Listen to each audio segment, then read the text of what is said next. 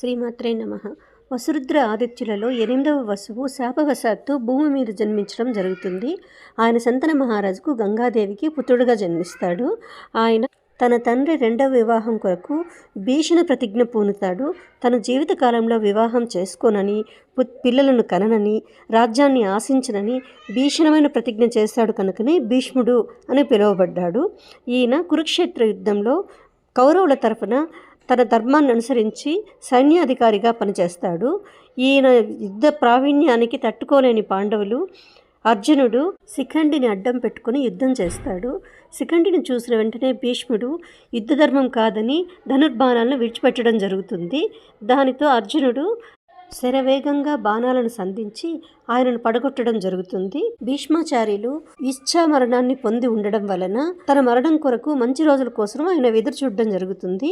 ఆ రకంగా ఉత్తరాయణ పుణ్యకాలం వరకు ఆయన అంబుల పానుపు పైన ఎదురు చూడడం జరుగుతుంది తన మరణం కొరకు.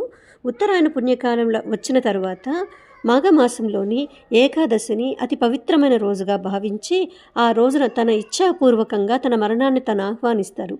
కనుకనే ఆ రోజును భీష్మ ఏకాదశి అని పిలవడం జరుగుతుంది.